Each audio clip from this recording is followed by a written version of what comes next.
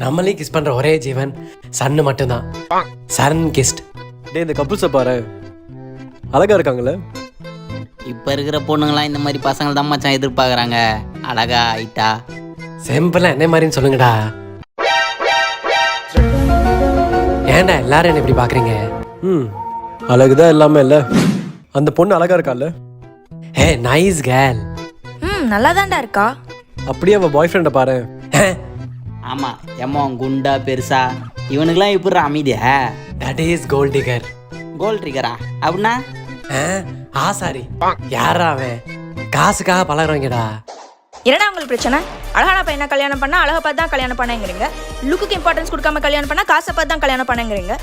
யாரை கல்யாணம் பண்ணா உங்களுக்கு என்ன? போய் வேலையை பாருங்கடா, சும்மா ஜட்ஜ் பண்ணிட்டு. ஜட்ஜிங்கா? நாங்களே எங்களுக்கு எந்த பொண்ணு செட் ஆகலைங்கிற வயிற்றுச்சல பேசிட்டு இருக்கோம். இதை போய் சீரியஸ் எடுத்துட்டு அட்வைஸ் கொடுத்துட்டு இருக்க. போமா போ.